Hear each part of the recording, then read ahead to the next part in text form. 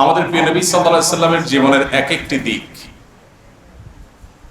তার জীবনের এক একটা বাঁক, এক একটা টার্নিং পয়েন্ট, সেগুলো নিয়ে যদি গবেষণা করা হয়, তো এক একটা দিক নিয়ে গবেষণা করলে শত শত গবেষকের গবেষণার রসদ সেখানে তারা পাবেন।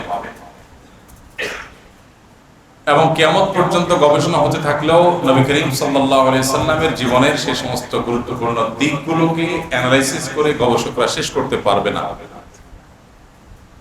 নবী আলাইহিস সালামের জীবনের হিজরতের যে ঘটনা, এটার উপর পৃথিবীতে বহু গবেষণা হয়েছে যে একজন মানুষ কিভাবে এত সুনিপুণ ভাবে, এত নিখুঁত ভাবে, এত সুপরিকল্পিত ভাবে তার মিশনকে সাকসেস করবার জন্য হিজরতের মতো এরকম অত্যন্ত চ্যালেঞ্জিং একটি সফরকে অত্যন্ত নিরাপদে বাস্তবায়ন করতে পারে। এটার উপর বহুত গবেষণা আছে। কি সুনিপুণ পরিকল্পনা! তিনি যখন মক্কা থেকে বের হবেন, পুরো বিষয়টাকে এতটাই সিক্রেট রেখেছেন, এতটাই গোপনে রেখেছেন যে একান্ত কাছের কাউকে পর্যন্ত বলেননি, কেউ জানতো না। এমনকি সফর সঙ্গী যিনি হবেন সেই আবু বকর সিদ্দিক রাদিয়াল্লাহু তাআলা আনহুকেও দিনক্ষণ আগে থেকে বলেননি,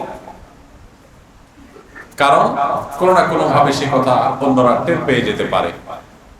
এতটা সংগঠনের সিদ্ধান্ত নিয়ে রেখেছেন। নিজে যখন বিছানা ত্যাগ করে রাতের গভীরে হিজরতের উদ্দেশ্যে রওনা হন, তখন তার বিছানায় তিনি রেখেছেন আলী রাদিয়াল্লাহু তাআলা আনহুকে।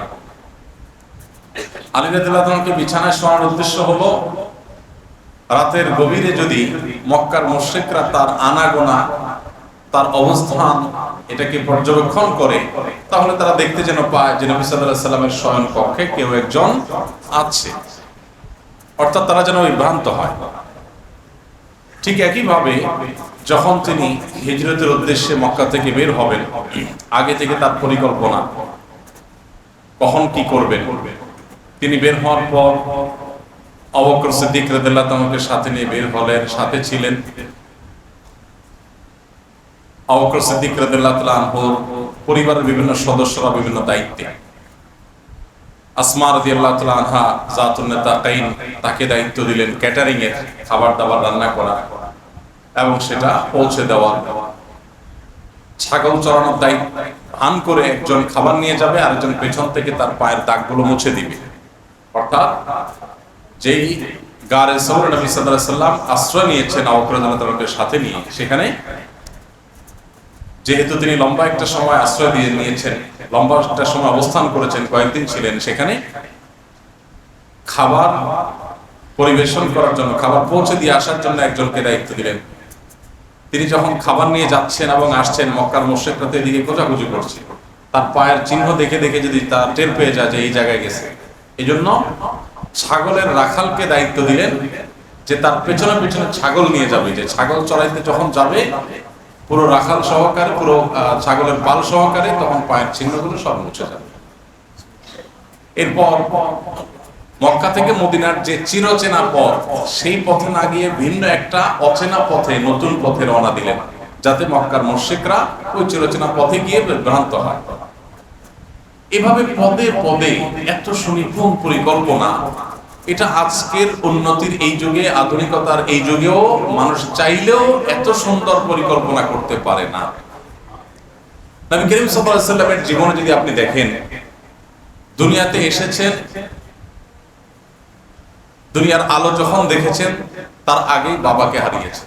মায়ের গর্ভে থাকতেই বাবা মৃত্যুবরণ করেছে। দুনিয়ার আলো দেখার পরপরই মাকে হারিয়েছেন, মায়ের বুকের দুধ পান করে বড় হওয়ার সুযোগ পান নাই। একটু বড় হলেন, তার একমাত্র অভিভাবক তখন দাদা আব্দুল মুত্তালিব, মাও নাই বাবাও নেই। সেই দাদা আব্দুল মুত্তালিবও একটু বড় হতে না হতেই দুনিয়া থেকে চলে গেলেন। একমাত্র আশ্রয়দাতা চাচা আবু তালেব, তার জীবনের সবচেয়ে চরম মুহূর্ত যখন চলছে, ঠিক কঠিন সেই সময় সেই আবু তালেবকে আল্লাহ দুনিয়া থেকে নিয়ে গেলেন, এবং একই সঙ্গে খাদিজা রাদিয়াল্লাহু তাআলা আনহাকে দুনিয়া থেকে নিয়ে গেলেন। একের পর এক পায়ের নিচ থেকে মাটিগুলো সরতে লাগলো। বিপদ মাথায় নিয়ে দুনিয়াতে আসছে, বিপদ মাথায় নিয়ে দুনিয়াতে আসলেন। এরপর একটার পর একটা বিপদ লেগে আছে। এত কিছুর পর প্রিয় নবী সাল্লাল্লাহু আলাইহি ওয়াসাল্লাম তার মিশনকে সামনে নিয়ে যাওয়ার জন্য তিনি কাজ করছিলেন। যখন মক্কার মুশরিকরা একের পর এক নির্যাতন, নিষ্পেষণ, শারীরিক, মানসিক জুলুম শুরু করেছে, সমস্ত বাধার পাহাড় ডিঙিয়ে তিনি সামনে অগ্রসর হতে লাগলেন। আল্লাহর নির্দেশে হিজরত করতে লাগলেন। হিজরত করতেও বাধা। হিজরত করে যখন মদিনায় গেলেন সেখানেও তাকে শান্তিতে থাকতে দেওয়া হলো না। সেখানেও দেখা গেল যে নানা রকম ষড়যন্ত্র তার বিরুদ্ধে করা হলো। এত কিছুর পর জীবনে এত বাধা বিপত্তির পাহাড় ঠেলে নিজের মিশনকে শুধু সাকসেস করেননি, মদিনায় যাওয়ার পর মাত্র 10 বছরের মধ্যে তার তাওহীদের মিশনকে, তার দাওয়াতের মিশনকে পৃথিবীর সবচাইতে শক্তিশালী জায়গায় রেখে গোটা পৃথিবী একদিকে যাচ্ছিল, পৃথিবীর মোড়টাকে ঘুরিয়ে পৃথিবীর পুরো মানুষের গতিপথকে পরিবর্তন করে দিয়ে তারপর দুনিয়া থেকে চলে গেল সাল্লাল্লাহু আলাইহি ওয়াসাল্লাম। তার জীবনে এমন একটি ঘটনা পাওয়া যায় না যে ঘটনা দেখে এটা ধারণা করা যায় তিনি তার ভুল সিদ্ধান্তের জন্য দুঃখ প্রকাশ করতে হয়েছে।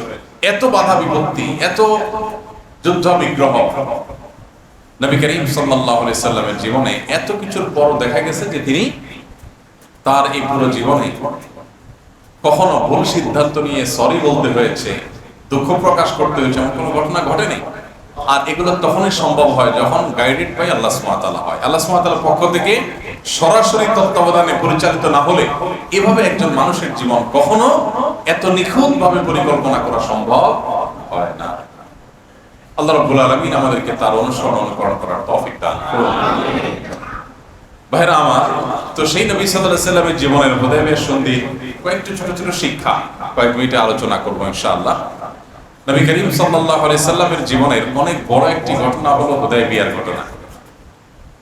যে হুদায়বিয়ার ঘটনা সম্পর্কে আল্লাহ সুবহানাহু ওয়া তাআলা কোরআনে কারীমে বলেছেন, ইন্না ফাতাহনা লাকা ফাতহাম মুবিনা লিয়াগফিরা লাকাল্লাহু মা তাকাদ্দামা মিন যামবিকা ওয়া মা তাআখার। হুদায়বিয়ার সন্ধিকে যেখানে আল্লাহ রাব্বুল আলামিন ফাতহে মুবিন বা সুস্পষ্ট বিজয় বলে আখ্যায়িত করেছেন, অথচ আমরা দেখি যে হুদায়বিয়ার সন্ধিতে যে সমস্ত চুক্তিগুলো হয়েছে এই চুক্তিগুলোর বেশিরভাগই মুসলমানদের বাহ্যিকভাবে বিপক্ষে, কিন্তু আল্লাহ সুবহানাহু ওয়া তাআলা সেটাকেই বিজয় হিসাবে উল্লেখ করেছেন এবং কোরআনে কারীমে সূরা ফাতহ নামে একটা আলাদা সূরা নাযিল করেছেন। হুদায়বিয়ার সন্ধির যে প্রেক্ষাপট ছিল সেখানে একটা বিশাল বড় শিক্ষণীয় বিষয় আছে। ওই একটি পয়েন্টই যথেষ্ট আমাদের হুদায়বিয়ার সন্ধি থেকে শিক্ষা বা জ্ঞান আহরণ করবার জন্য। আর সেই শিক্ষাটা হলো, নবী করিম সাল্লাল্লাহু আলাইহি সাল্লাম মক্কা থেকে হিজরত করে আসার কয়েক বছর অতিবাহিত যখন হয়ে গেল, নিজের মাতৃভূমির প্রতি টান, এদিকে আবার বাইতুল্লাহ জিয়ারতের প্রতি যে আগ্রহ, এই দুইটা মিলিয়ে তিনি ব্যাকুল একটা সময় পার করছিলেন। শুধু তিনি নন, তার সাথে আসা সাহাবীরা যারা হিজরত করে মক্কা থেকে এসেছেন প্রত্যেকেই মক্কায় আল্লাহর ঘর জিয়ারত করবার জন্য অনেক বেশি আকুতি তাদের মনে ছিল। আল্লাহ রাব্বুল আলামিন নবী আলাইহিস সালামকে স্বপ্নে দেখালেন যে তিনি তার সাহাবীদেরকে সাথে নিয়ে মক্কায় হিজরত মক্কাতে তিনি তওয়াফ করছেন, উমরা সম্পাদন করেছেন এবং তিনি মাথার চুল মুন্ডন করেছেন। এটা স্বপ্ন দেখার পর নবীদের স্বপ্ন আর আমাদের স্বপ্নের মধ্যে পার্থক্য হলো, নবীদের স্বপ্ন কখনো মিথ্যা হয় না। আমাদের স্বপ্ন সত্য হতে পারে, মিথ্যা হতে পারে। নবীরা যদি কোনো কিছু দেখেন তাহলে সেটা বাস্তবায়ন হবে, এটা নিশ্চিত। নবী করিম সাল্লাল্লাহু আলাইহি সাল্লাম যখন স্বপ্নে দেখেছেন এটা, তিনি ঘুম থেকে ওঠার পর সাহাবীদেরকে বললেন, সুসংবাদ শোনো, আমি তো স্বপ্ন দেখেছি এরকম, এবং এই স্বপ্ন দেখা প্রমাণ করছে যে আল্লাহর নির্দেশ হয়েছে আমাদেরকে মক্কা জিয়ারত করতে হবে। আল্লাহ আমাদের জন্য সেই সুযোগ এনে দিবেন, এখান থেকে বোঝা যাচ্ছে। অতএব আর দেরি নয়, আমরা এই বছরই যাব। সাহাবীদেরকে প্রস্তুতি নিতে বললেন। সাহাবীদের বিশাল বড় দল নিয়ে নবী সাল্লাল্লাহু আলাইহি সাল্লাম ছুটলেন মক্কার দিকে।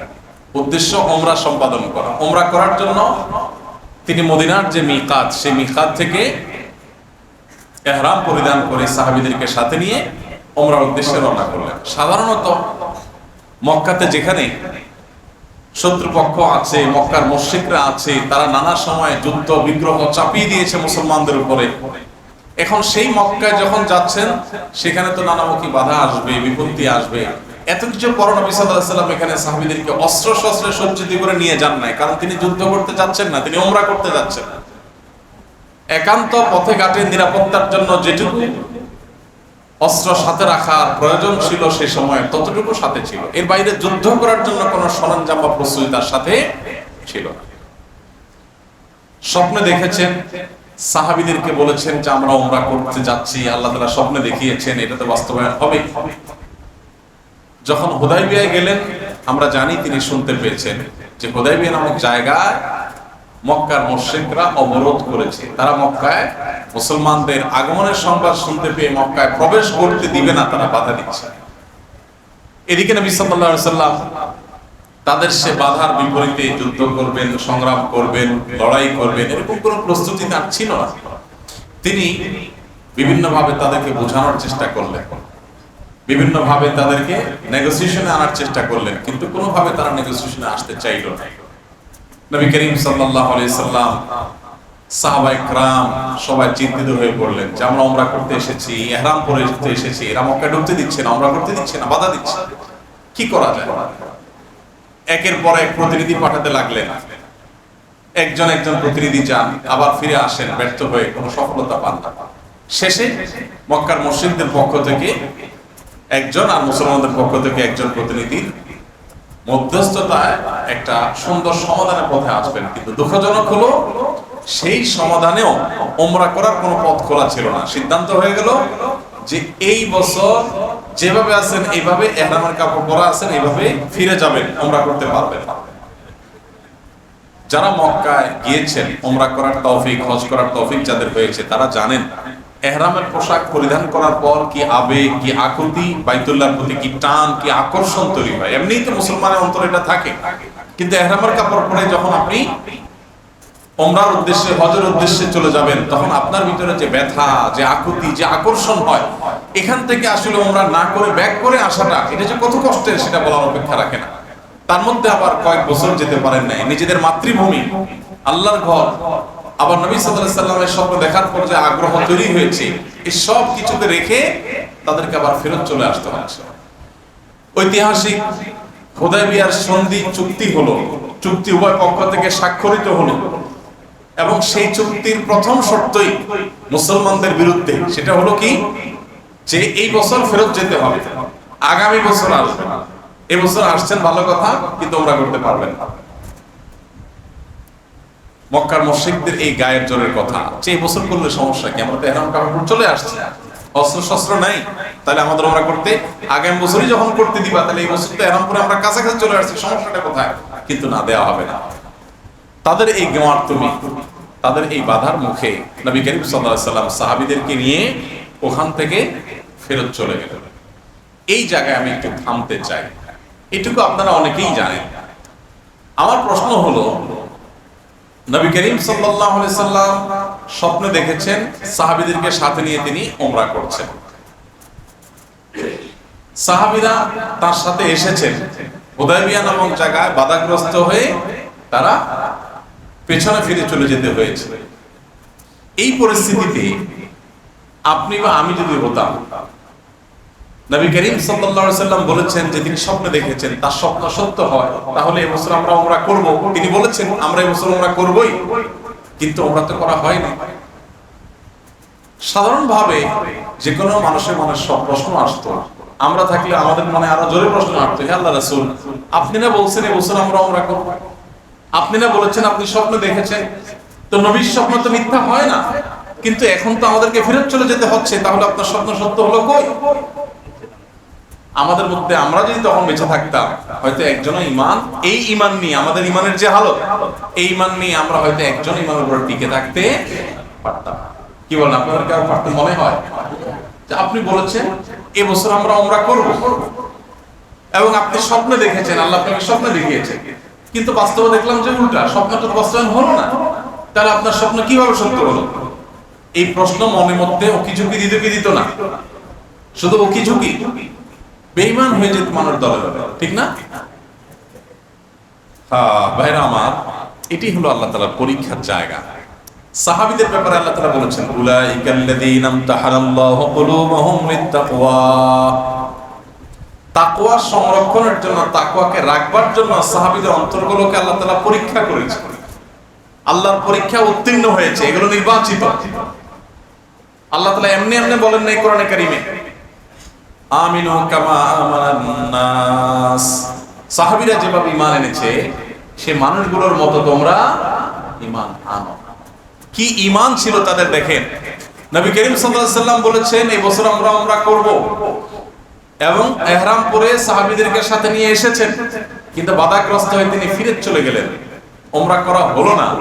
তাহলে নবী সাল্লাল্লাহু আলাইহি সাল্লামের কথা যে বাহ্যিক দৃষ্টিকোণ থেকে বাস্তবায়ন হলো না, সাহাবীদের নবী সাল্লাল্লাহু আলাইহি ওয়াসাল্লামের প্রতি পাল্টা প্রশ্ন ছড়ার কথা। কিন্তু আপনি হুদায়বিয়ার ঘটনা নিয়ে যত ইতিহাসের বই পুস্তক আছে ঘাটাঘাটি করেন, আপনি কোথাও দেখবেন না একজন সাহাবী নবী সাল্লাল্লাহু আলাইহি ওয়াসাল্লামকে এই প্রশ্নটা ছড়ে দিয়েছেন, হে আল্লাহর রাসূল, তাহলে আপনার স্বপ্ন কিভাবে বাস্তবায়িত হলো না, কিভাবে তার ব্যতিক্রম হলো, কিভাবে আপনার স্বপ্নের উল্টাটা হলো, তাহলে কিভাবে আমরা আপনার প্রতি ঈমান আনবো?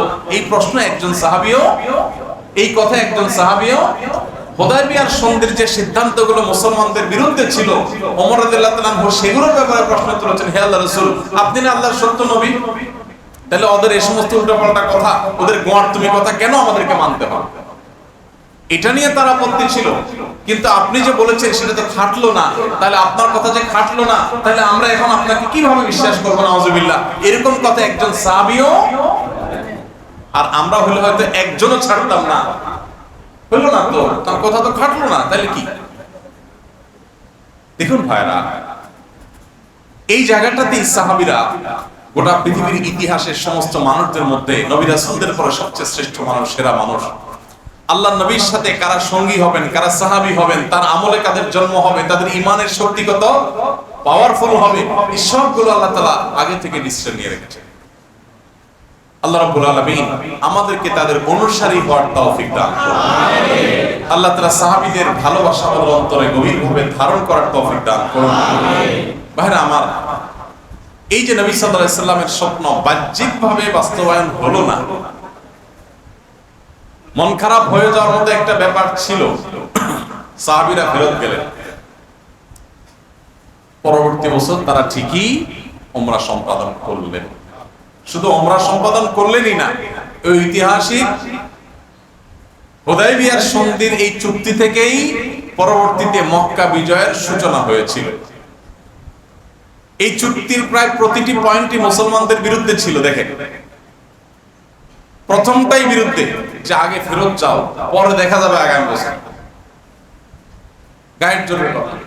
কিন্তু আল্লাহ তাআলা বলেন, ইন্না ফাতাহনা লাকা ফাতহাম মুবিনা, হে রাসূল, আপনাকে সুস্পষ্ট বিজয় দিয়েছি। দেখেন, বাহ্যিকভাবে মনে হচ্ছে পরাজয়, উমরা করতে পারলেন না, ফেরত চলে যাবেন, কিন্তু আল্লাহ বলছেন কি?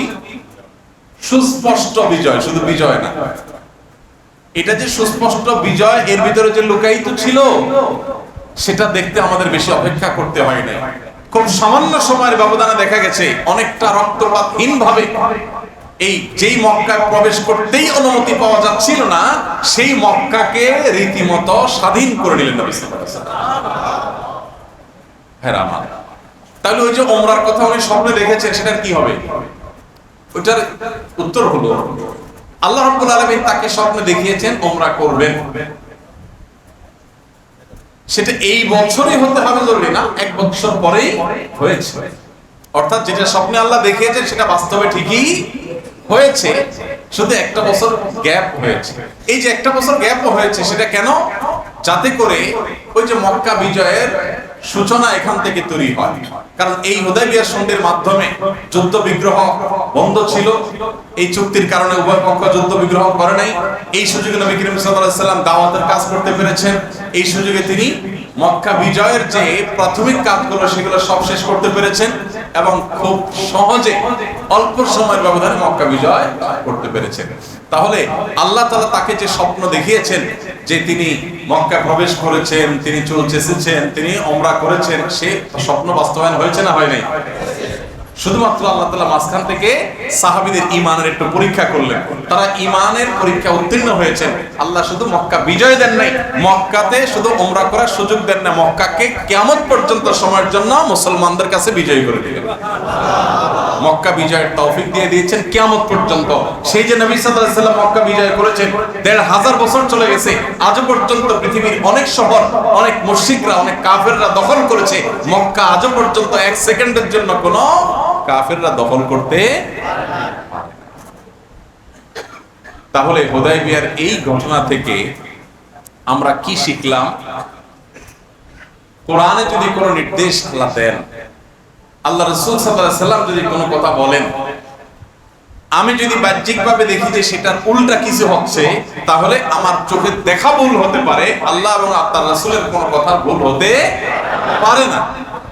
হুদায়বিয়ার সন্ধিতে সাহাবীরা দেখেছেন যে নবী সাল্লাল্লাহু আলাইহি ওয়াসাল্লামের স্বপ্ন বাস্তবায়ন হয় নাই, মূলত সেটা একটা পরীক্ষা ছিল এবং এর মধ্যেই লুকায়িত ছিল সে স্বপ্ন বাস্তবায়নের ফর্মুলা, এবং অল্প সময়ের ব্যবধানে পরের বছরই সেটা বাস্তবায়ন হয়েছে। মাঝখান থেকে সাহাবীদের ঈমানের পরীক্ষা নেওয়া হয়ে গেছে। আজ বিশেষ করে আমরা এমন একটা সময় পার করছি যখন আমাদের আশেপাশে অনেক মানুষদেরকে দেখবেন, আমাদের বিশেষ করে স্কুল কলেজ পড়ুয়া অনেক বন্ধুদেরকে দেখবেন, তারা প্রতিটা কথায় কথায় লজিক খোঁজে। কোরআন এবং হাদিসে আল্লাহ এবং তার রাসূল নির্দেশ করেছেন আনুগত্যের জন্য, মাথা নত করার জন্য, এটুকু তাদের কাছে যথেষ্ট না। তারা খুঁজতে থাকেন যে না, লজিক কি আছে, যুক্তি কি আছে, আমার বুঝে আসলে তারপর মানবো, না হলে আমি মানবো না। এরকম একটা টেন্ডেন্সি আমাদের অনেকের মধ্যে। তারা মোটেও আল্লাহ তাআলার দাসত্ব করছেন না, তারা মোটেও আল্লাহর গোলাম না, তারা নিজের বিবেক, বুদ্ধি, নিজের লজিক এবং যুক্তির গোলামি করছেন। ঈমান হলো আমার বুঝে আসুক আর না আসুক, আমি আল্লাহ আদেশ এবং নিষেধের কাছে মাথা নত করলাম, কারণ আল্লাহর সব আদেশের রহস্য এবং বাস্তবতা, যৌক্তিকতা আমার বোঝা মোটেও সম্ভব না। আমি যদি আল্লাহর সব আদেশ নিষেধের যৌক্তিকতাই বুঝে গেলাম, তাহলে আল্লাহ রাব্বুল আলামিনের যে রহস্য, তিনি যে হাকিম, তার যে প্রজ্ঞার কোনো সীমা নেই, তাহলে আমি যদি ধরে ফেলতে পারলাম, তাহলে তিনি হাকিম কেমনে বলেন? আল্লাহ আল্লাহ হওয়ার প্রমাণিত এটা যে তার সকল নির্দেশের রহস্য আপনি আবিষ্কার করতে পারবেন না। কিয়ামত পর্যন্ত মানুষ আবিষ্কার করতে থাকবে, একটা এক সময় আবিষ্কার হবে, আরেকটা ২০০ বছর পরে আবিষ্কার হবে, কিন্তু হবে। আর হোক বা না হোক আবিষ্কার, আল্লাহর প্রতি পরিপূর্ণভাবে ঈমান আনার শিক্ষা আমার বুঝে আসুক আর না আসুক। এমনকি আমি চোখে যা দেখছি, আমার চোখের দেখাটাকে আমি মিথ্যা মনে করতে পারি, আল্লাহর কোন কথাকে, নবী সাল্লাল্লাহু আলাইহি ওয়াসাল্লামের নির্দেশকে আমি মিথ্যা বা ভুল মনে করতে পারি না। আধুনিক যুগে এটাকে আমাদের ইসলাম বিদ্বেষী বা মুসলমানদের সমালোচনাকারী বা নাস্তিক ভাইরা, তারা এটাকে অন্ধত্ব মনে করেন। দেখুন, মূলত প্রত্যেকটা মানুষই অন্ধ। কেউ নিজের বিবেক যুক্তির কাছে অন্ধ, কেউ তার আল্লাহ ও তার রাসূলের কাছে অন্ধ। আপনি আপনার বিবেক বুদ্ধিকে, আপনার লজিককে, আপনার যুক্তিকে আপনি খোদা বানিয়ে বসে আছেন, যে আপনার যুক্তি ধরলে আপনি নিবেন, না হলে নিবেন না। আর আমি আমার রবকে, আমার সৃষ্টিকর্তাকে আল্লাহ বানিয়েছি, তিনি যদি কোনো কিছু বলেন তো আমি নেব, না হলে নেব না। আমার যুক্তি এটা সীমিত, আল্লাহ রাব্বুল আলামিনের হিকমা, প্রজ্ঞা, রহস্য সেটা অসীম। হুদায়বিয়ার সন্ধি থেকে এই একটা শিক্ষা আমরা পেলাম। আল্লাহ তাআলা আমাদের সবাইকে ফিতনার এই সময়ে আমাদের বুঝে আসুক আর না আসুক, আল্লাহর সমস্ত আদেশ এবং নিষেধগুলোর মধ্যে আমাদের কল্যাণ আছে, সেটাকে মনে প্রাণে গভীরভাবে বিশ্বাস করা এবং আমল করার তৌফিক আল্লাহ তাআলা আমাদেরকে দান করুন। আমিন। এমন একটা সময় আমরা পার করছি, এই সময়টাতে ঈমান রাখা খুব কঠিন ভাই। নবী রাসূলুল্লাহ সাল্লাল্লাহু আলাইহি ওয়াসাল্লাম বলেছেন, এমবে ইউসবিহুর রাজুলু মুমিনান ওয়া ইউমসি কাফিরা। একটা মানুষ সকালে ঈমানদার থাকবে, বিকালে বেঈমান হয়ে যাবে, এমন একটা সময় আসবে, সেই সময়টা আমরা এখন হয়তো পার করছি।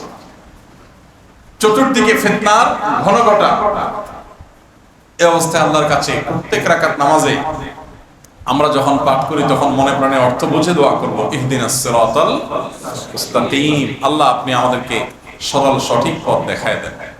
দোয়া করব তো ইনশাআল্লাহ। তাহলে হুদায়বিয়ার সন্ধির একটি শিক্ষা আমরা পেলাম যে কোরআনে যদি কোনো কথা বলা হয়, নবী সাল্লাল্লাহু আলাইহি ওয়াসাল্লাম যদি কোনো কথা বলেন, সেটা আমার বাহ্যিক দৃষ্টিতে যদি দেখি বাস্তবায়িত হচ্ছে না বা হয়নি, অধৈর্য হয়ে বেঈমান হওয়া যাবে না, বিচলিত হওয়া যাবে না। মনে রাখতে হবে, গোটা পৃথিবীর মানুষের দেখা ভুল হতে পারে, আল্লাহর নির্দেশ ভুল হতে, গোটা পৃথিবীর মানুষের দেখা ভুল হতে পারে। নবী সাল্লাল্লাহু আলাইহি ওয়াসাল্লামের কোন নির্দেশ থাকলে সত্যবাদীতা সেটা সঠিকভাবে বিশুদ্ধভাবে প্রমাণ হলে সেটা কখনো ভুল হতে, আমি ভুল, আমার দেখা ভুল, আমি ভুল, আমার বিবেকের বুদ্ধি ভুল, এটা হতে পারে, কিন্তু আল্লাহ নবী সাল্লাল্লাহু আলাইহি ওয়াসাল্লামের কথা ভুল হতে, আল্লাহ তাআলা আমাদেরকে তার সেভাবে অনুসরণ করার তৌফিক দান করুন। হুদায়বিয়া সন্ধির দ্বিতীয় যে দিকটা নিয়ে আলোচনা করতে চাই ভাইরা, সেটা হলো, আপনারা জানেন যে হুদায়বিয়া সন্ধিতে যে চুক্তিগুলো হয়েছে, এই চুক্তিগুলো সব মুসলমানদের বিরুদ্ধে ছিল এবং কাফেরদের পক্ষ থেকে এগুলো চাপিয়ে দেওয়া হয়েছে। তাদের দেওয়া চুক্তিগুলো এক একটা মামুর বাড়ির আবদার টাইপের ছিল। কি টাইপের ছিল ভাই? মামুর বাড়ির আবদার টাইপের। কিরকম? ধরুন, নবী করিম সাল্লাল্লাহু আলাইহি ওয়াসাল্লাম যখন তাদের সাথে চুক্তিতে আবদ্ধ হওয়ার জন্য প্রস্তুতি নিচ্ছেন, ততক্ষণে তারা চুক্তির পয়েন্টগুলো রেডি করে ফেলেছে। এর ভিতরে একটা হলো যেটা বললাম যে আসছেন ভালো কথা, এই বছর ফেরত যাবেন, এই বছর কোনো উমরা নাই। ইহরাম কাপড় পরে আসছেন ভালো কথা, ফেরত যাবেন, ইহরাম কাপড় খুলে ফেলান, উমরা করতে পারবেন, আগামী বছর আসবেন তখন উমরা করবেন। প্রথমটাই হলো মেজাজ খারাপ হওয়ার মতো পয়েন্ট, তাই না? দ্বিতীয়ত আরেকটা চুক্তি হলো যে মক্কা থেকে কোন মানুষ যদি মুসলমান হয়ে আপনাদের দলে চলে যায়, মদিনায় চলে যায়, স্বেচ্ছায় সজ্ঞানে নিজে চলে যায়, তাহলে আপনারা তাকে আমাদের হাতে তুলে দিবেন। কি বলেন? মাওলানা ভাইয়ের আবদার টাইপের কথাবার্তা। মক্কা থেকে একজন মানুষ স্বেচ্ছায় সজ্ঞানে শিরিক ছেড়ে, বাপদাদার মুশরিকদের ধর্ম ছেড়ে তাওহীদের কথা গ্রহণ করে নবী সাল্লাল্লাহু আলাইহি ওয়াসাল্লামের প্রতি ঈমান এনে মদিনায় গেলে তাদেরকে নবী সাল্লাল্লাহু আলাইহি ওয়াসাল্লাম এবং সাহাবীরা মক্কার মুশরিকদের হাতে তুলে দিতে হবে। পক্ষান্তরে মদিনার কোন মানুষ মদিনা ছেড়ে নবী সাল্লাল্লাহু আলাইহি ওয়াসাল্লামের আনুগত্য ছেড়ে যদি মক্কায় চলে আসে মুশরিকদের মধ্যে, তাহলে তাকে তারা ফেরত দিবে। মানে মাওয়া ভাইয়ের আবদারও তো এরকম হয় না, কি বলেন? মাওয়া ভাই দিয়ে এরকম আবদার করলে মার খাওয়া লাগবে না?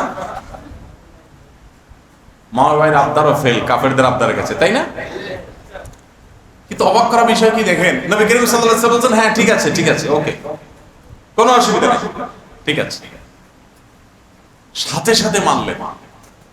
এটা দুনিয়াতে কারোর পক্ষে মানা সম্ভব, কিন্তু তিনি মানলেন। ওই যে আল্লাহর নির্দেশ আছে, যা বলে মানো, মোহ করো, এর ভিতরে সফলতা আছে। আচ্ছা, এই চুক্তি হওয়ার পরপরই মক্কার মুশরিকদের সাথে একজন মানুষ, সাথে আসা একজন মানুষ ওই মজলিসের মধ্যে, ওই অবস্থাতেই আশহাদু আল্লা ইলাহা ইল্লাল্লাহ আশহাদু আন্না মুহাম্মাদুর রাসূলুল্লাহ পড়ে উনি অপেক্ষা ছিলেন কখন নবীজিকে পাবেন। তিনি সাথে সাথে নবী সাল্লাল্লাহু আলাইহি ওয়াসাল্লামের দলে এসে পাশেই শামিল দিলেন। যে মনে করেছেন মদিনা যাব, তারপরে ফোন দেওয়ার প্রশ্ন, অথবা তিনি জানতেন না যে এই চুক্তি হয়েছে মাত্র, তিনি এসে কালিমা পড়ে রাসূল সাল্লাল্লাহু আলাইহি ওয়াসাল্লামের দলে এসে যোগ দিলেন। মক্কার মুশরিকরা বলল, মুহাম্মদ মাত্র তোমার সাথে চুক্তি হয়েছে, আপনার সাথে মাত্র চুক্তি হলো, এখনই সেটা বাস্তবায়ন করতে হবে। এই যে একটা আপনার দলে গেছে, দেন আমাদের হাতে তুলে দেন। এটা কি কঠিন পরীক্ষা, চিন্তা করেন। তুলে দিলে কি করবে বলেন? মক্কার মুশরিকদের হাতে তুলে দিলে তাদেরকে জামায়া ধরে খাওয়াবে? তখনকার আয়নাঘরে নিয়ে যেত, কি বলেন? সেই যুগের আয়নাঘরে নেওয়ার জন্য না আবদার করছে। নবী করিম সাল্লাল্লাহু আলাইহি ওয়াসাল্লাম মনে চাচ্ছে না, কিন্তু চুক্তি হয়েছে। মুসলমানের এক কথা, কখনো কথা থেকে নড়চড় মুসলমান হতে পারে না। নবী করিম সাল্লাল্লাহু আলাইহি ওয়াসাল্লাম তাকে তুলে দিলেন।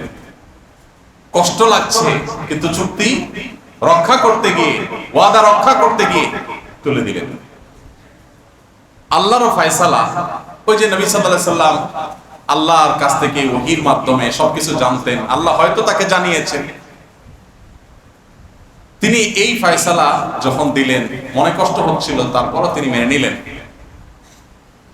খুব অল্প সময়ের ব্যবধানে আল্লাহ তাআলা এই সাহাবীকে, যারা নিয়ে যাচ্ছিল, ওদের উপরে প্রভাব বিস্তার করার সুযোগ দিয়েছেন। চান্স পেয়ে তিনি সবগুলোকে সাইজ করে সেখান থেকে পালায় চলে আসছেন। তাহলে আমরা কি দেখলাম? চুক্তিগুলো সব হচ্ছে নিজেদের বিরুদ্ধে। সেটাকে দেখে বাহ্যিকভাবে মন খারাপ হচ্ছে, সাহাবীদের অনেকের মন খারাপ হয়েছে, কিন্তু নবী করিম সাল্লাল্লাহু আলাইহি ওয়াসাল্লাম মোটেই বিচলিত না। কারণ মুসলমান মনে করবে হাসবি আল্লাহ ওয়া নি'মাল ওয়াকিল, নি'মাল মাওলা ওয়া নি'মান নাসির। আল্লাহ আমার জন্য যথেষ্ট। আমি আমার নিজেকে নিয়ে যতটা ভাবি, আমার আল্লাহ তার চাইতে উত্তমটা ভাবেন। আমার একটা জায়গা চাকরি হলে আমি মনে করি অনেক কিছু হয়ে যেত, একটা ব্যবসায়িক ডিল হলে মনে হতো অনেক লাভ হয়ে যেত, কিন্তু হয় নাই। তার মানে হলো আমি নিজের জন্য যেটা ভাবছি, আমার আল্লাহ তার চাইতে বেটার কিছু ভাবছে।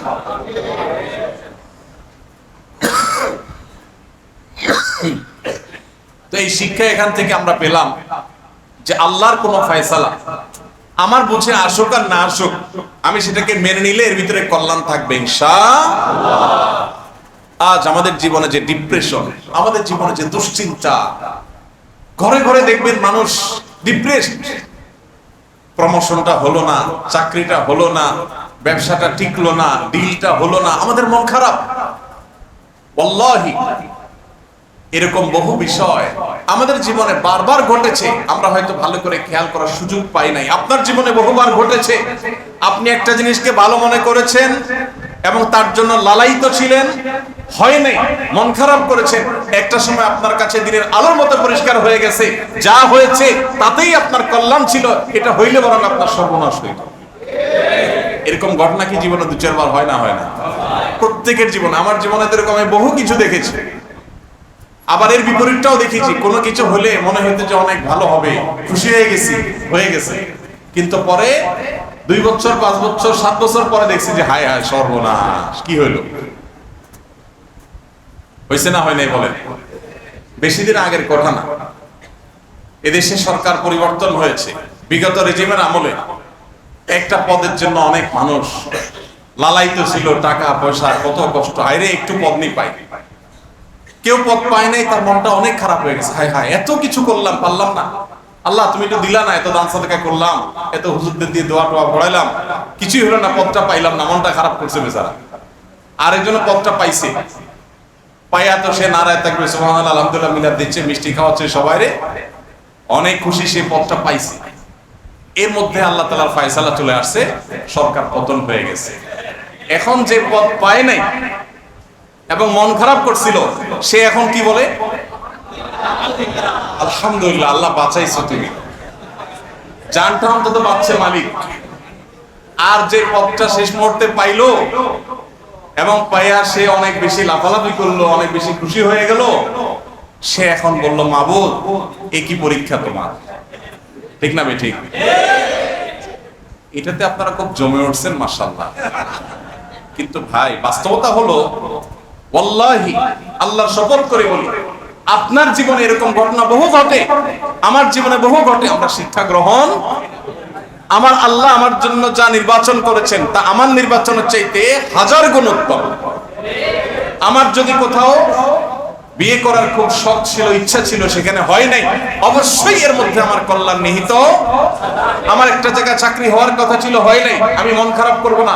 ইমানদার কখনো নিরাশ হবে না, আল্লাহর প্রতি আস্থাশীল রাখবে। ইমানদার বলবে হাসবি আল্লাহ, আল্লাহ আমার জন্য যথেষ্ট, চাকরির দরকার নেই, আমার আল্লাহ থাকলেই হবে। ব্যবসা আমার জন্য, ব্যবসা ধরা খাচ্ছি একটার পর একটা।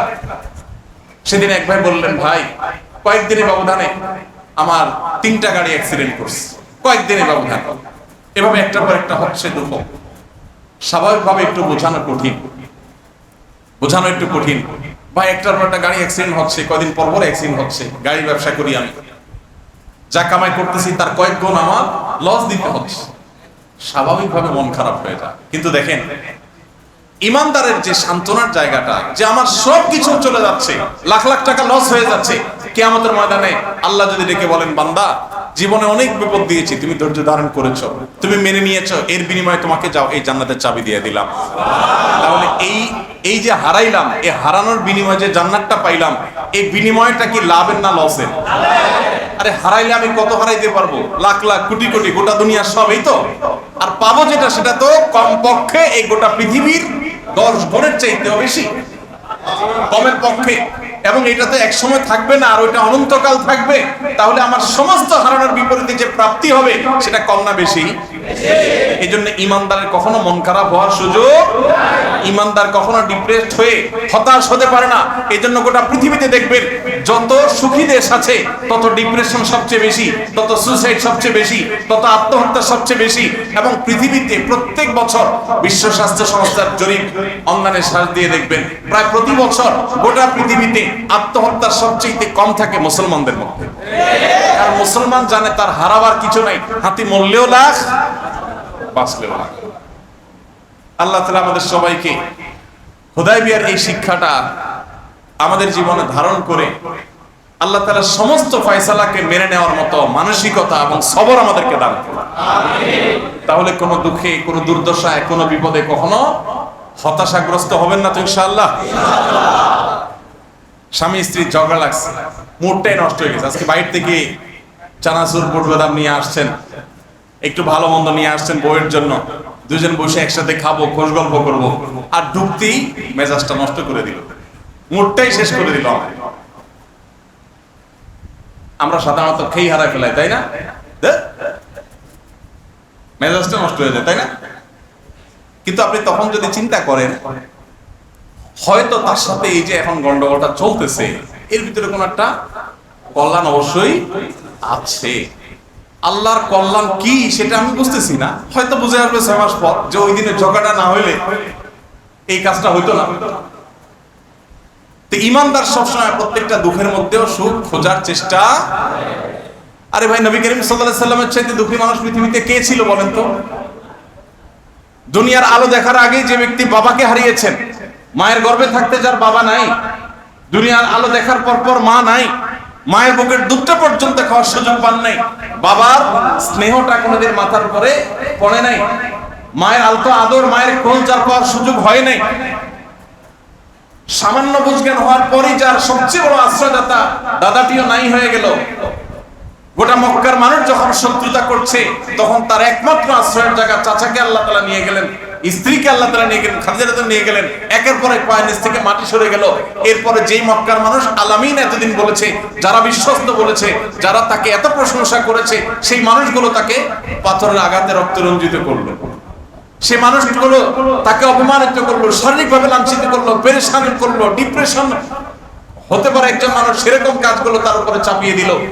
এরকম টর্চার জুলুম করার পর মদিনায় একটু যাবেন তাও শান্তিতে যেতে দেওয়া হলো না, মদিনায় গেলেন সেখানেও শান্তিতে থাকতে দেওয়া হলো না, একটার পর একটা বদর, উহুদ, খন্দক যুদ্ধ চাপিয়ে দেওয়া হলো। এত দুঃখ মাথায় নিয়ে যে নবী সাল্লাল্লাহু আলাইহি সাল্লাম গোটা জীবন পার করেছেন, তার জীবন তিনি সফল হয়েছেন না ব্যর্থ হয়েছেন? নবী সাল্লাল্লাহু আলাইহি সাল্লামের জীবনে সার্থক হয়েছেন নাকি সার্থক হন নাই? কিরকম সার্থক হয়েছে? আল্লাহু আকবার। গোটা পৃথিবীতে মুহাম্মদ নামে যত মানুষ আছে, গোটা পৃথিবীতে অন্য আর কোন নাম নাই যে নামে এত মানুষ আছে। পৃথিবীতে মুহাম্মদ নামে যত মানুষ আছে, অন্য কোন নামে এত মানুষ পৃথিবীতে।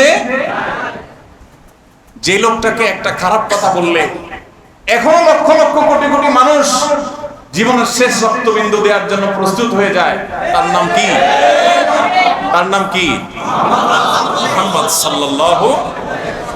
আরেকজন মানুষ আপনি দেখাতে পারবেন না। আমি একটা কথা প্রায় বলি ভাই, আজ থেকে 1500 বছর তো দূরের কথা, 500 বছর আগে অনেক জনপ্রিয় মানুষ ছিলেন, অনেক পপুলার মানুষ ছিলেন, বড় ধরনের মনে কোনো তারকা ছিলেন, বা কোনো ক্ষমতাধর রাষ্ট্রপ্রধান ছিলেন, রাজা ছিলেন, বাদশা ছিলেন। যখন ছিলেন মানুষের কাছে অনেক প্রিয় ছিলেন, মানুষ অনেক ভালোবাসত, অনেক ভালো মানুষ পৃথিবীতে ছিল, হয়তো তিনি এরকম ছিলেন। এরকম 500 বছর আগের কোন রাজা, কোন ক্ষমতাশালী, কোন জনপ্রিয় মানুষের নাম ধরে যদি আপনাদের এই যে নিউ মার্কেটের এই যে নীলক্ষেতের মোড়ে দাঁড়ায় কেউ তার 14 গোষ্ঠী ধরে গালিগালাজ করে মাইক লাগায়া, কি বলেন? কারণ কি সেজন্য চোখের পানি আসবে? তারা গালি দিছে, আমার কি? 500 বছর আগের রাজারা গালি দিছে, আমার সমস্যা? কেউ কর্ণপাত করবে? সবাই আরো মজা নিবে, তাই না? কিন্তু 500 বছর নয়, 1500 বছর আগে দুনিয়াতে এসেছেন এবং দুনিয়া থেকে চলে গেছে।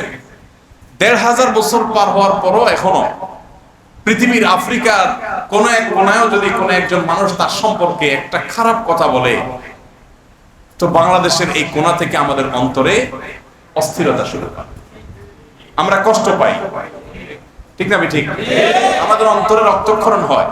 এই যে ভালোবাসা, এই যে ভালোবাসা, ১৫০০ বছর ধরে এই ভালোবাসা মুহাম্মদ সাল্লাল্লাহু আলাইহি ওয়াসাল্লাম ছাড়া পৃথিবীতে আর কোন মানুষের জন্য মানুষের অন্তরে এভাবে, ভাইরা আমার, যে মানুষটার জীবনে বিপদ ছাড়া কিছুই ছিল না, প্রতিটা পদে পদে বিপদ ছিল, গোটা জীবন ছিল বিপদ দিয়ে সাজানো, দুনিয়াতে আসছেনই বিপদ মাথায় করে, মায়ের পেট থেকে বের হয়েছেন আবার সেই বিপদ দেখেছেন, প্রতিটা কদমে কদমে বিপদ দেখেছেন, বিপদ ছাড়া তার জীবনে একটা দিন অতিবাহিত করতে পারেন নাই।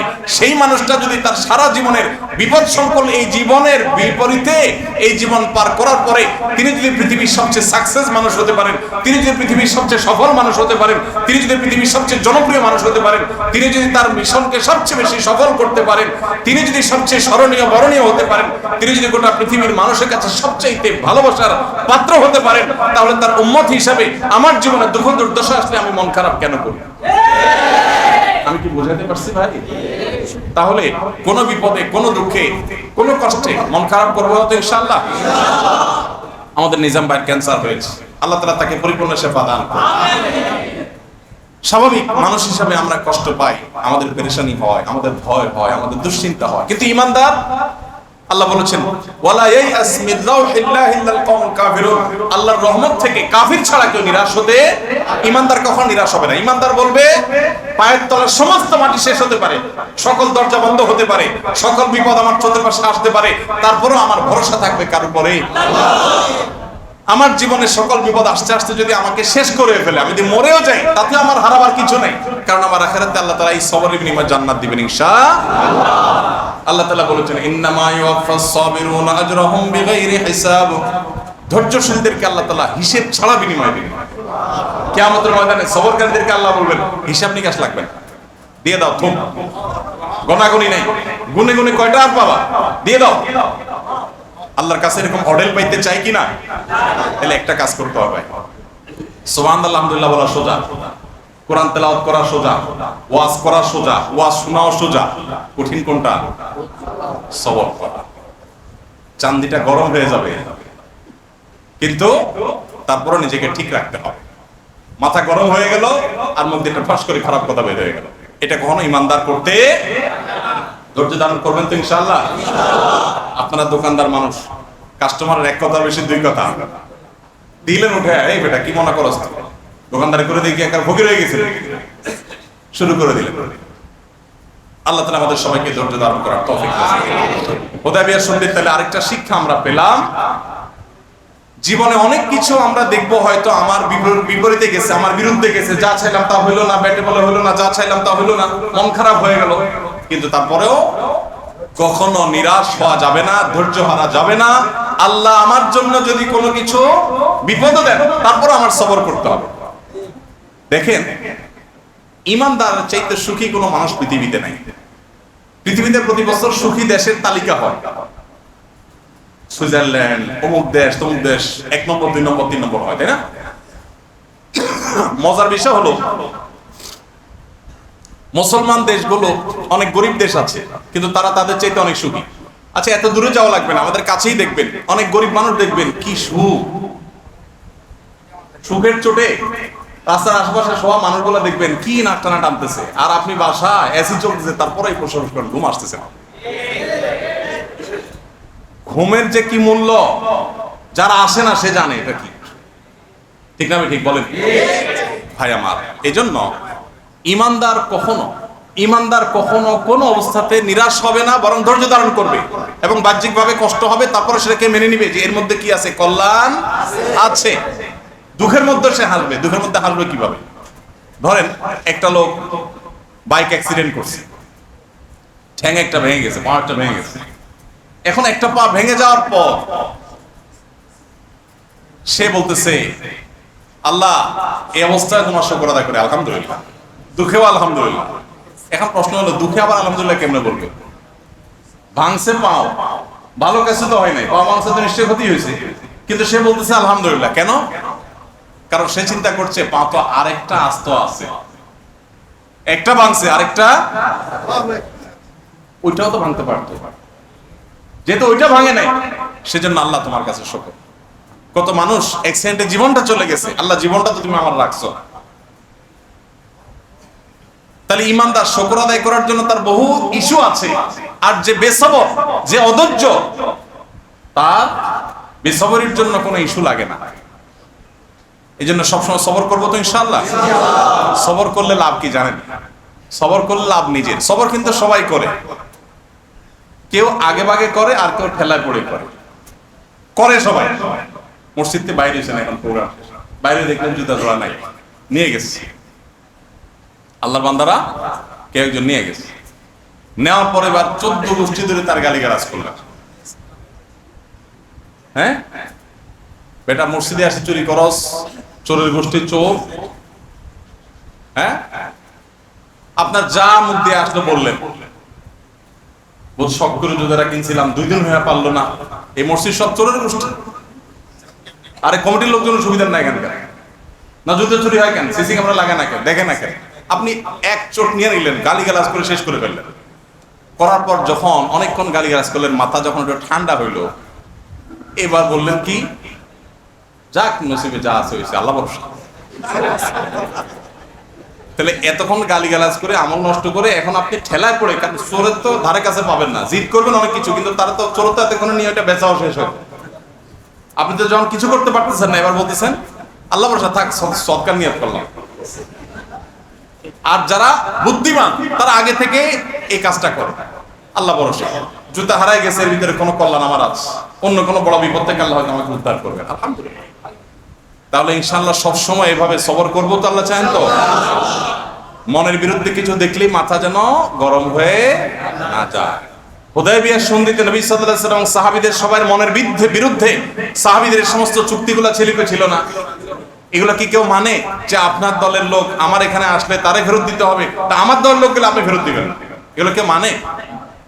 এরকম উল্টা পাল্টা এক একটা চুক্তি, প্রায় সবগুলো চুক্তি এরকম তাদের বিরুদ্ধে প্রায়, এবং বড় বড় অনেকগুলো চুক্তি এরকম তার বিরুদ্ধে গেছে।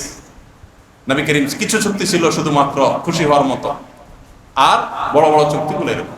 তো নবী করিম সাল্লাল্লাহু আলাইহি ওয়াসাল্লাম সাহাবায়ে কেরাম মনের বিরুদ্ধে, মন চায় না, ওমর রাদিয়াল্লাহু তাআলা রাসূলুল্লাহ সাল্লাল্লাহু আলাইহি ওয়াসাল্লামের চাদর ধরে টান দেয়, ইয়া রাসূলুল্লাহ আপনি না সত্য নবী, তাহলে কেন এসব মানতে হবে? রাসূলুল্লাহ সাল্লাল্লাহু আলাইহি ওয়াসাল্লাম সান্ত্বনা দিলেন, ওমর সান্ত্বনা নেই, একটু ঠান্ডা হন।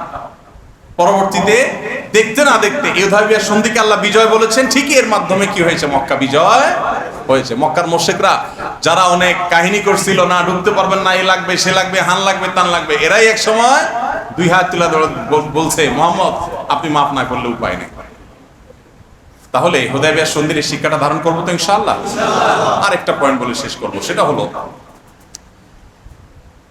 আপনারা অনেকে জানেন হয়তো, নবী করিম সাল্লাল্লাহু আলাইহি ওয়াসাল্লাম হুদায়বিয়ার সন্ধি চুক্তি যখন করে শেষ করেছেন, সাহাবীদেরকে বলেছেন, যদি কেউ উমরা করার জন্য সফর করে আসে এবং ইহরাম বাঁধার সময় বলে, আল্লাহ আমি ইহরাম বাঁধছি, উমরা করব বা হজ করব, যদি আমার পথে কোথাও বাধাগ্রস্ত হতে হয় তাহলে ওখানেই আমি মাথা চুল চেঁচে হালাল হয়ে চলে আসবো।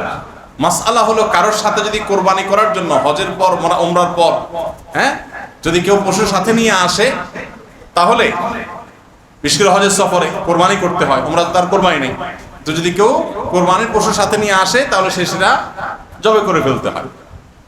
ওই জায়গায় সাহাবীদেরকে নবী সাল্লাল্লাহু আলাইহি ওয়াসাল্লাম বললেন যে, এখানে যেহেতু আমরা আগেই নিয়ত করেছিলাম যে আল্লাহ কোথাও বাধাগ্রস্ত হলে সেখানেই আমরা হালাল হয়ে যাবো, অর্থাৎ চুল চেঁচে ফেলবো, উমরার কাজ শেষ করব, যেতে এখন আর তারা যেতে দিচ্ছে না, তোমরা সবাই মাথার চুল চেঁচে ফেলো, ইহরামের কাপড় পরে সবাই কাপড় পরে চলো মদিনায় ফেরত যাই। সাহাবীরা কেউ মাথার চুল চাচ্ছিলেন না, তারা কিং কর্তব্য বিমূঢ় হয়ে গেলেন, কি হলো এটা, উমরা কাপড় পরে আসলাম, মিকাত থেকে গা গোসল ধুয়ে উমরা করব, এখন নবী সাল্লাল্লাহু আলাইহি ওয়াসাল্লাম বলতেছেন মাথা চুল চেঁচে সাধারণ পোশাক পরো, আমরা বাইতুল্লাহর উমরা করা তো দূরের কথা, বাইতুল্লাহর কাছেও যেতে পারলাম না, উমরাই করতে পারলাম না, এখনই বলতেছেন মাথা চুল চেঁচে চলো, কিভাবে কি? তারা কিং কর্তব্য বিমূঢ় হয়ে অনেকটা নির্বিকার হয়ে সবাই বসে থাকলেন, কেউ মাথার চুল চাচার দিকে মন খারাপ করে বসে আছেন সবাই। নবী করিম সাল্লাল্লাহু আলাইহি ওয়াসাল্লাম চিন্তা পড়ে গেলেন, কিরে, যে সাহাবীরা নবী সাল্লাল্লাহু আলাইহি ওয়াসাল্লামের ইশারার আগে দৌড়ায়, কোনো কিছু বলার আগে তারা শোনার জন্য যেখানে অস্থির, সেখানে এখন সবাই নির্বিকার, ডাইরেক্ট রাসূলুল্লাহর বিরোধিতাও করতেছেন না। আবার কথা কেউ আমলেও নিচ্ছেন না। নবী সাল্লাল্লাহু আলাইহি সাল্লাম তখন ঘরের ভিতরে ঢুকলেন, ঢুকে তার স্ত্রী উম্মে সালামা রাদিয়াল্লাহু তাআলা আনহাকে জিজ্ঞাসা করলেন যে কি করবো এটা আমি আমার তো বুঝে আসতেছে না, তারা কেউ তো চুল চাচ্ছে না, আমি কি করব? তখন নবী করিম সাল্লাল্লাহু আলাইহি সাল্লামের সহধর্মিণী আমাদের মা, তিনি বললেন, হে আল্লাহর রাসূল, আপনি এক কাজ করেন, আপনি নিজের চুল মাথাটা চাচা শুরু করে দেন, আপনার কাউকে কিছু বলার দরকার নেই, আপনি বাইর হন, বাইর হয়ে মাথা চুল চাচেন। নবী সাল্লাল্লাহু আলাইহি সাল্লাম নিজের স্ত্রীর পরামর্শ মতে বাইর হলেন, বাইর হয়ে তার মাথা চুল চাচলেন। তিনি যখন মাথা চুল চাচলেন, সাহাবীরা একজন করে সবাই মাথা চুল চাচলেন। তাহলে জটিল পরিস্থিতিতে, কঠিন পরিস্থিতিতে নিজের স্ত্রী যদি বুদ্ধিমতী স্ত্রী ঘরে থাকেন, তাহলে সেক্ষেত্রে তার বুদ্ধি পরামর্শ আমলে নিতে হয়। আমাদের দেশে একটা কথা চাউর আছে যে মহিলার বুদ্ধি ধরে যে বেটা চলে ওর কপালে দুঃখ আছে, এরকম একটা কথা চাউর আছে না? নবী করিম সাল্লাল্লাহু আলাইহি ওয়াসাল্লাম এই হাদিস থেকে বোঝা গেল, স্ত্রী যদি ভালো বুদ্ধি দেন তাহলে সেটা গ্রহণ করতে দোষ নাই, বরং ক্রাইসিস মোমেন্টে মাঝে মধ্যে নিজের স্ত্রীর সাথে একান্তে পরামর্শ করা সুন্নাত। বিশেষ করে স্ত্রী যদি বুদ্ধিমতী হয়, মনে হয় যে হ্যাঁ এটা ভালো পরামর্শ দিতে পারবে, সেটা ভালো কি মন্দ আপনি পরখ করবেন, কিন্তু সেটা আপনি তার সাথে পরামর্শ করবেন, এই করাটা সুন্নাত। নবী সাল্লাল্লাহু আলাইহি ওয়াসাল্লাম সেটা করেছেন। এটা হুদায়বিয়ার সন্ধির একটা শিক্ষা।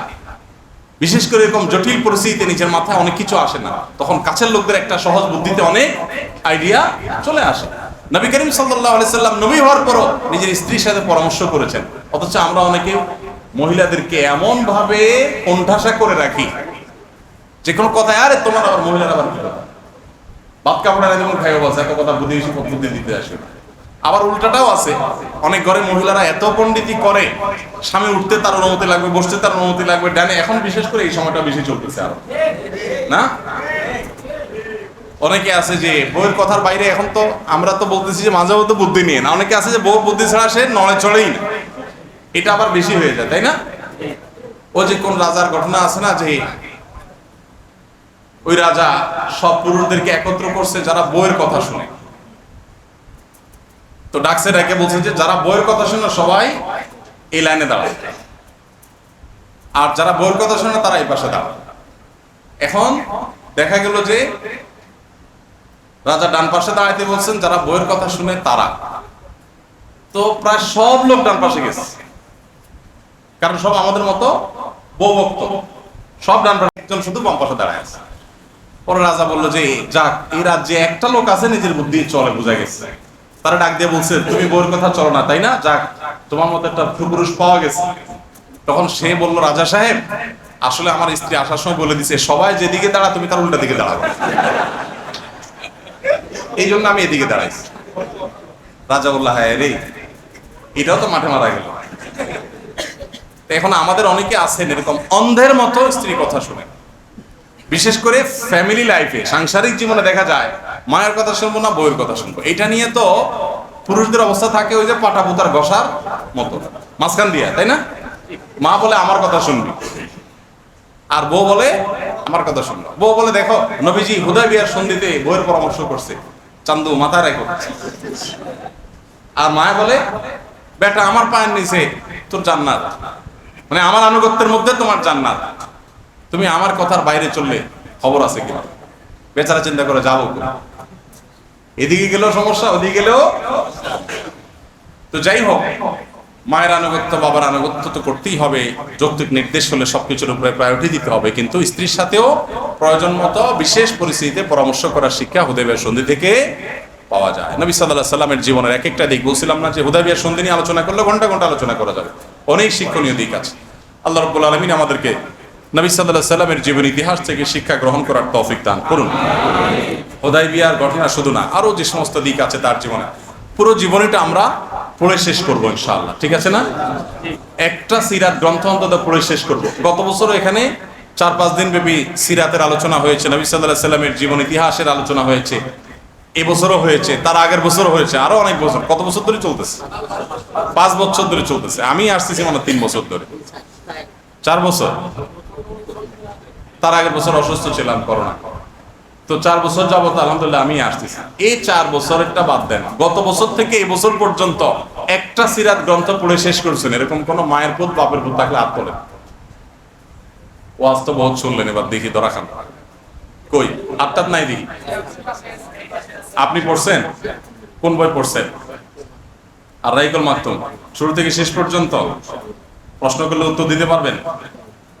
বলেন রাহিকুল মাকতুম বইটার অর্থ কি? রাহিকুল মাকতুম এই শব্দটার অর্থ কি? যে বই পড়ছেন ওই বইয়ের নামের অর্থ না জানলে কেমনে হবে? না না। আচ্ছা, আর এদিকে কে পড়ছেন জানো? আপনি পড়ছেন? কি বই পড়ছেন? হ্যাঁ, আবুল হাসান রহমতুল্লাহ আলাইহির বই কোনটা? বইয়ের নাম কি? নবী সাল্লাল্লাহু আলাইহি ওয়াসাল্লাম। আপনি কি মাদ্রাসা পড়েন? তাহলে কিসে পড়েন? রাজশাহীতে? তো আপনি বই শুরু থেকে শেষ পর্যন্ত পড়েছেন? অল্প একটু বাকি আছে। ঠিক আছে, মাশাআল্লাহ, তাও তো পাইলাম। আপনি কি বই পড়েছেন বলেন? আর রাহিকুল মাকতুম, আর রাহিকুল মাকতুমের অর্থ কি বলেন? মরাঙ্কিত জান্নাতি ঝর্ণা বা সুধা। মাশাআল্লাহ, উত্তর সঠিক। মাশাআল্লাহ, এই পুরস্কার আনছো সোহেল? কই পুরস্কার দেন একটা ভাই। আসেন আসেন, আপনি যেহেতু বই পড়ছেন অর্থ বলতে পারছেন, আপনি তো পারলেন না বলতে, নাহলে আপনারা দিতে হবে না। আমাদের পুরস্কার এই সোহেল, আমাদের পুরস্কার আনো নাই? আরে ওনাদের পুরস্কার তুমি দিবা কেন?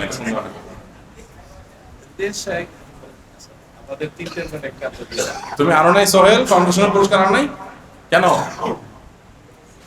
তোমার এখন পুরস্কার স্বরূপ দিয়ে দেওয়া উচিত। ওরা নিয়ে যান। ঠিক আছে, মাশাআল্লাহ, জাযাকুমুল্লাহ খাইর। ভাই, আমরা প্রশ্ন উত্তরে চলে যাই, অনেক সময় হয়ে গেছে। অল্প করে বলবো বলি, কিন্তু অল্প আর বলা হয় না।